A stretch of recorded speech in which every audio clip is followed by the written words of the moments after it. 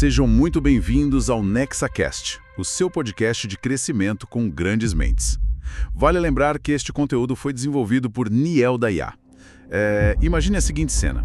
Um rato é colocado dentro de uma gaiola metálica super pequena e isolada. E dão para ele duas opções de hidratação. Uma é água pura, a outra é água batizada com doses altíssimas de morfina. E o resultado, pelo menos o que a gente sempre ouve falar, é que ele bebe a morfina repetidamente, né? Exato. O animal ignora a fome, ignora o sono, até sofrer uma overdose letal. Agora, muda o cenário. Pensa nos corredores de qualquer universidade moderna ou dentro de uma biblioteca hoje em dia. Estudantes sentados, livros abertos, mas com os olhos totalmente vidrados nas telas dos celulares. Consumindo doses massivas e contínuas de estímulos digitais. Isso. E o pior, em detrimento das próprias vidas acadêmicas e profissionais. A neurobiologia por trás dessas duas cenas é assustadoramente parecida, sabe? Nossa missão, nessa imersão profunda de hoje, é justamente dissecar como o cérebro automatiza vícios que a sociedade já normalizou. Como a procrastinação digital crônica, por exemplo. Exatamente. E mais importante ainda, decodificar como reverter essa fisiologia toda para transformar isso em uma ferramenta de foco implacável. É um paralelo meio duro, eu concordo, mas é clinicamente muito preciso. E para estruturar essa nossa desconstrução hoje, a nossa base de análise é o trabalho clínico rigoroso do Dr. José Ricardo Góes. Que é um material fantástico, diga-se de passagem. Muito. O foco dele não é simplesmente demonizar a tecnologia de um jeito raso, sabe? A ideia é mapear o caminho neurobiológico exato que transforma o uso de uma ferramenta numa dependência comportamental que paralisa o indivíduo. E, a partir desse diagnóstico, estabelecer rotas de saída que sejam pragmáticas. Para a comunidade estudantil que nos ouve, que sente aquela pressão esmagadora de ter que produzir num ambiente desenhado para interromper, essa análise é tipo um mapa de sobrevivência. O objetivo é sair daqui com uma compreensão sistêmica e um plano de ação tático. Com certeza. Mas assim, antes da gente culpar os algoritmos ou falar de falta de força de vontade, a gente precisa olhar para o ambiente. Aquele clássico experimento do rato na gaiola que eu acabei de mencionar. A conclusão óbvia lá nos anos 70 era que a substância, a droga em si, era um demônio irresistível, né? A culpa era inteiramente do objeto viciante. Pois é, e essa foi a premissa dogmática da ciência durante muito tempo, baseada nesses estudos clássicos. O modelo tradicional pegava o rato e colocava numa caixa minúscula, em isolamento total, sem luz natural, sem estímulo cognitivo nenhum. Zero contato social também. Zero. O animal não tinha absolutamente nada pelo que viver ali, a não ser a fuga daquela realidade através da água com morfina. O erro metodológico brutal ali foi ignorar o contexto. Sabe, a substância viciante foi julgada num vácuo completo. Ok, vamos desempacotar isso, porque culpar a substância de forma isolada e ignorar que o rato estava num isolamento terrível parece um ponto cego monumental da pesquisa. Se o ambiente é uma câmara de tortura psicológica, qualquer sistema biológico ia buscar a anestesia mais próxima, né? Exatamente. E o psicólogo canadense Bruce Alexander identificou bem essa falha estrutural. Ele percebeu que o experimento original não testava a capacidade de vício da droga de verdade, mas sim a reação de um ser vivo ao confinamento solitário extremo. Faz todo sentido. Então, para testar a verdadeira natureza do vício, ele sabia que precisava mudar o ecossistema. Foi aí que nasceu o famoso Parque dos Ratos. Um ambiente expandido, construído com dezenas de túneis, rodas de exercício, esconderijos, muita comida. Um playground completo para o bicho. Totalmente. E o elemento crucial, uma colônia de outros ratos de ambos os sexos. Tinha hierarquia social, brincadeiras, interações reais. Tá, mas e as duas opções de água? A pura e a batizada com morfina, continuaram lá? Continuaram. O acesso à morfina continuou irrestrito, mas o comportamento da população de ratos mudou de forma muito drástica. Os ratos do parque até experimentavam a água batizada, mas a vasta maioria passou a rejeitar a mistura. Preferindo água pura. Sim, preferindo a água pura.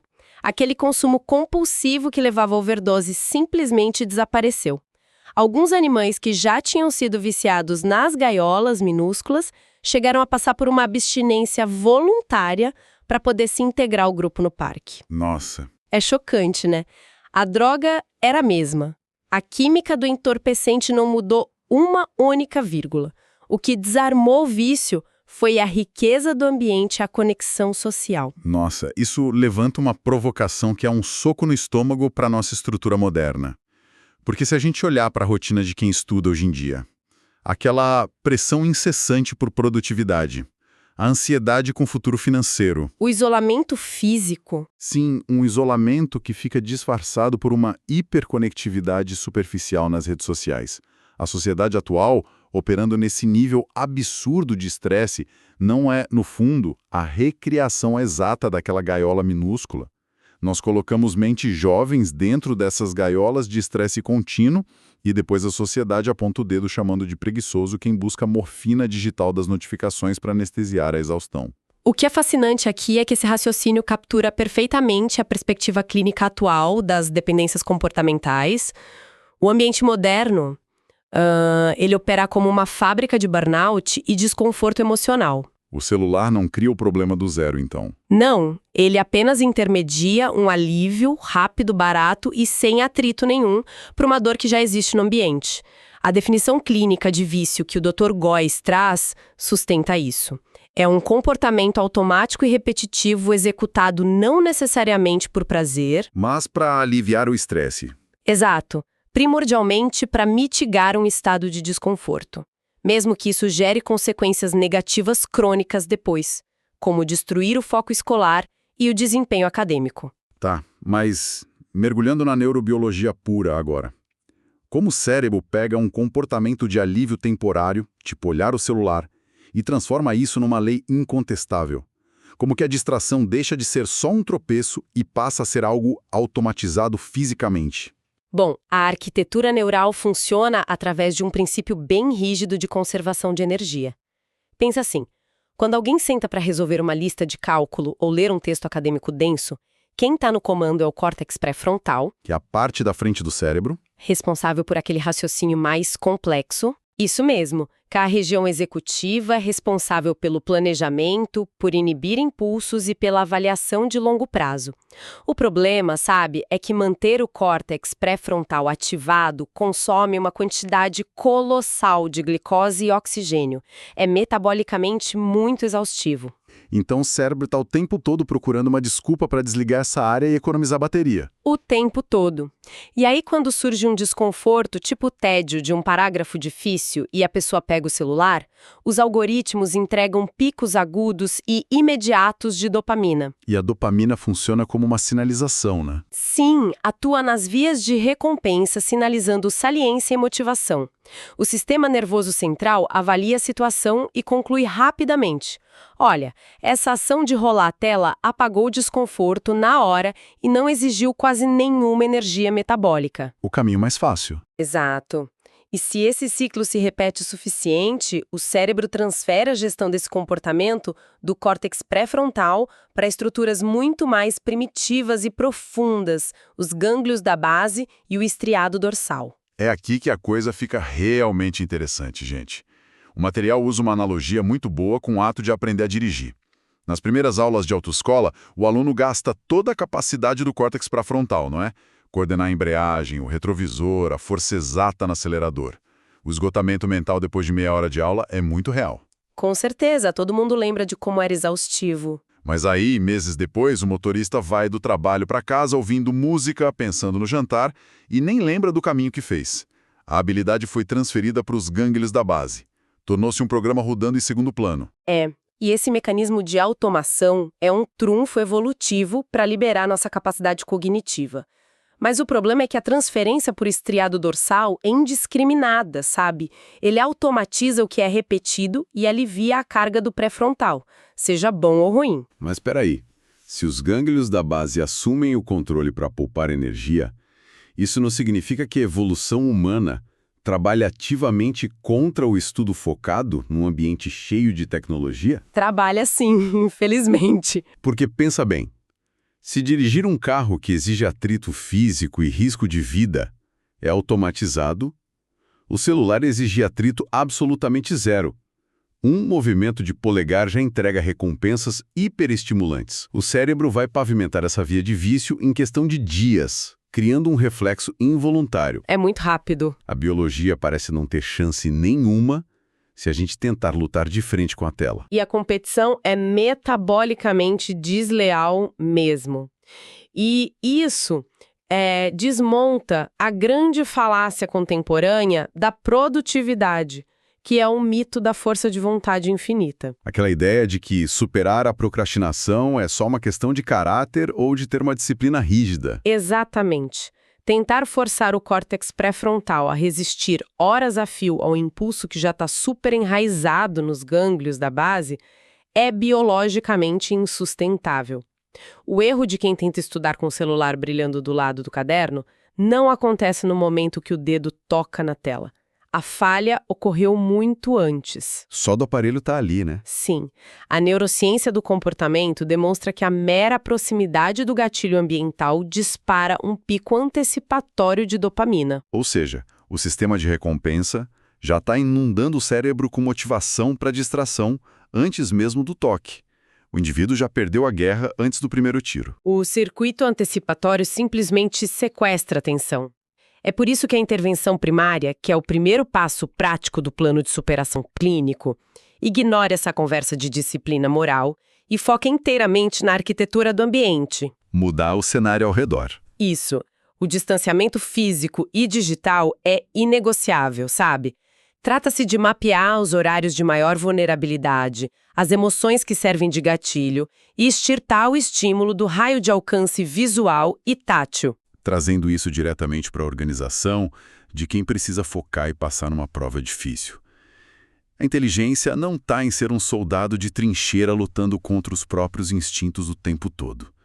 A inteligência está em ser um arquiteto impiedoso do próprio ecossistema de estudos. Exatamente. O celular não pode estar no mesmo cômodo. Deve ser deixado na cozinha ou trancado numa gaveta em outro ambiente.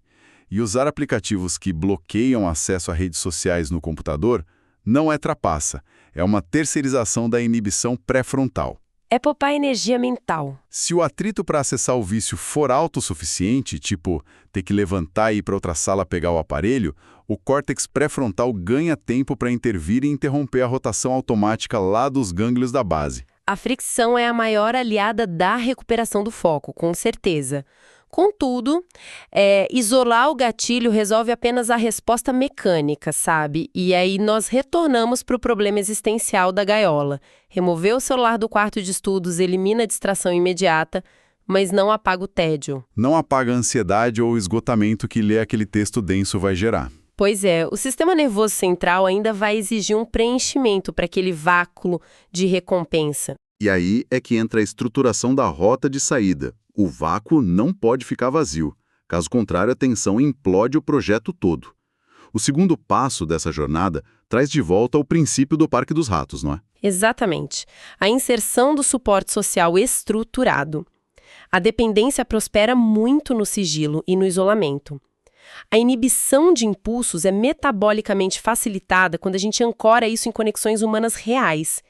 Encontrar grupos de estudos sérios ou parceiros para prestação de contas regula os níveis de cortisol. Que é o hormônio do estresse crônico. Isso. Quando o cortisol cai por causa de interações sociais positivas e pela liberação de ocitocina, a urgência neuroquímica de buscar o alívio imediato da dopamina digital despenca. É a diferença brutal entre tentar levantar um peso enorme, sozinho, versus ter alguém acompanhando. O que nos leva para o terceiro passo, que entra na área de enganar a biologia com as próprias armas dela. A gamificação do processo de recuperação. O cérebro temporal, ele não compreende metas abstratas muito bem, sabe? Uma meta tipo serei um excelente aluno daqui a 4 anos não faz sentido neurobiológico imediato. Ele entende a recompensa tátil de hoje. O fracionamento de longo prazo em micrometas diárias é essencial. Aquele conceito clínico do só por hoje. Exato, consolidado mundialmente. Serve para injetar pulsos de dopamina e satisfação pelo dever cumprido diariamente. É criar projetos fechados, tipo 100 dias de foco, marcados de forma tangível num calendário na parede. Bem visual. E o quarto passo é onde a intervenção se torna muito pé no chão. Porque o material traz um humor meio ácido, mas super real. A pessoa que passa 7 horas por dia rodando feed de rede social não vai largar o celular amanhã de manhã e passar 3 horas meditando em silêncio absoluto. Nem pensar. O cérebro dessa pessoa ia entrar em colapso por privação aguda de estímulo. A taxa de sucesso de tentar interromper um hábito altamente reforçado sem construir nenhuma ponte de transição é trágica, é quase zero. Então, cortar do nada é o caminho errado. A interrupção abrupta, sem suporte farmacológico ou terapêutico em casos graves, gera uma resposta de estresse extremo. O princípio clínico adequado é a substituição progressiva de recompensas, ou step down, sabe? Diminuir a velocidade do pico de dopamina, introduzindo atrito e prolongando a duração da atividade. Em vez de trocar o celular pelo vazio existencial, a pessoa introduz uma atividade tampão.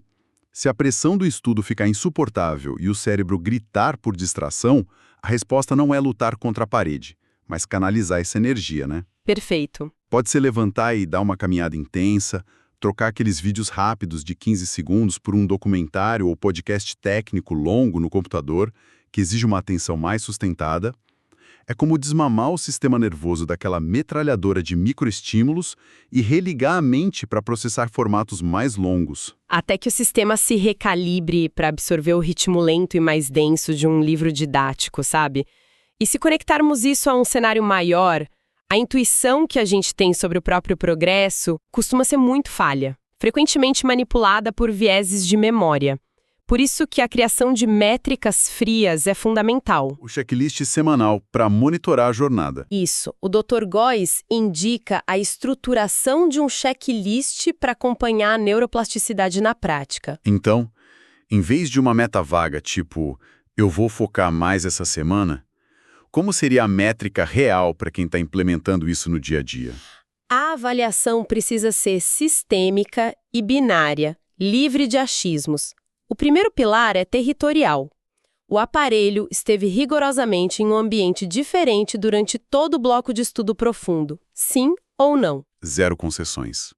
O segundo pilar entra na barreira de software, certo? Exato. Os bloqueadores de sites e redes estavam ativos nas ferramentas de trabalho no computador. Sem brechas para dar só uma olhadinha inocente no e-mail, que a gente sabe como termina. Com certeza. O terceiro pilar avalia a arquitetura social, o nosso parque dos ratos. Houve comunicação intencional com os parceiros de estudo ou prestação de contas? O quarto pilar audita a gamificação. Os dias sem recaída foram marcados visualmente, gerando aquela recompensa tátil. E o quinto e último pilar? Avalia a gestão do impulso. Quando a fissura neurobiológica bateu, o comportamento de substituição de menor impacto, tipo a caminhada ou conteúdo longo, foi acionado com sucesso para dissipar a tensão. Nossa, esse checklist tira totalmente o peso da decisão na hora do desespero e transforma a recuperação numa auditoria semanal de processos. Mas convenhamos, a realidade é caótica. Um dia a pessoa dorme mal, o córtex pré-frontal já acorda exausto, o celular acaba ficando na mesa sem querer e a recaída acontece. Acontece bastante. O comportamento antigo ressurge. Diante da neurobiologia, o cérebro perdoa essa quebra de protocolo ou o circuito viciado volta a operar com força total como se fosse o primeiro dia. Esse ponto é crucial e engloba o quinto passo prático, a aceitação sustentada pela compreensão de longo prazo. Na neurobiologia do aprendizado, existe o conceito de potenciação de longa duração. Quando os gânglios da base solidificam um vício, a bainha de mielina ao redor daqueles neurônios fica mais espessa, acelerando a transmissão daquele hábito. Fica super eficiente? Super. Mas quando o indivíduo interrompe o vício com essas estratégias que a gente discutiu, ocorre a poda sináptica. O caminho enfraquece gradativamente por falta de uso, mas ele deixa uma assinatura arquitetônica lá. uma espécie de cicatriz neural. No circuito adormecido. É isso que explica o ex-fumante de 20 anos que, diante de um trauma ou um pico de estresse brutal, sente o gosto do cigarro na boca do nada. Exatamente. O estresse suprime o pré-frontal e o cérebro procura, no desespero, a rota de alívio mais consolidada na sua história biológica, mesmo que seja uma rota bem antiga. Fascinante. É vital entender que a recaída, num processo de recuperação comportamental, não zera o progresso neuroplástico que foi construído em todas aquelas semanas limpas. O caminho novo ainda está lá. E é por isso que a intervenção clínica moderna é tão importante, não é? O apoio de psicólogos para orientar isso. Sem dúvida. A arquitetura moderna do tratamento, guiada por psicólogos e psiquiatras focados nessas dependências tecnológicas, trabalha exatamente essa gestão de danos. Existem intervenções baseadas em evidências, protocolos sérios aplicados até em clínicas virtuais hoje em dia. Buscar a ajuda de profissionais qualificados atua no fortalecimento dessas vias inibitórias.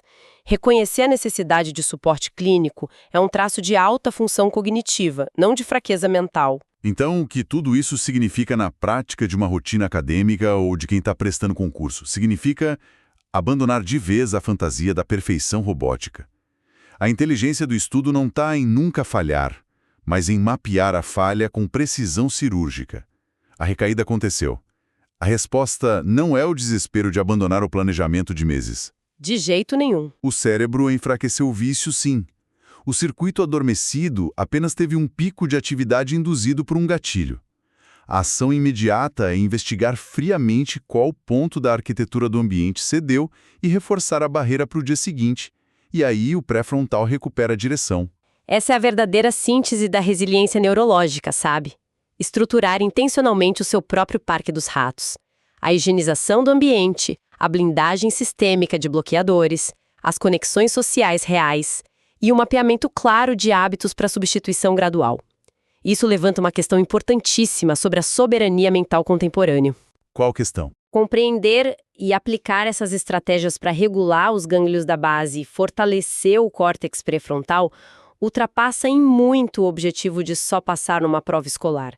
Trata-se de uma autodefesa profunda contra indústrias trilionárias, indústrias cuja engenharia de produto é pautada exclusivamente em fragmentar e monetizar o colapso da atenção humana.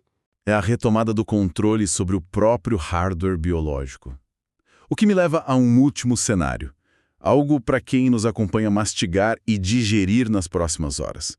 Nós passamos todo esse tempo dissecando como os ecossistemas digitais que dominam o mundo de hoje são meticulosamente desenhados para explorar a economia de energia dos nossos gânglios da base. Nos enjaulando em loops automáticos. Exato.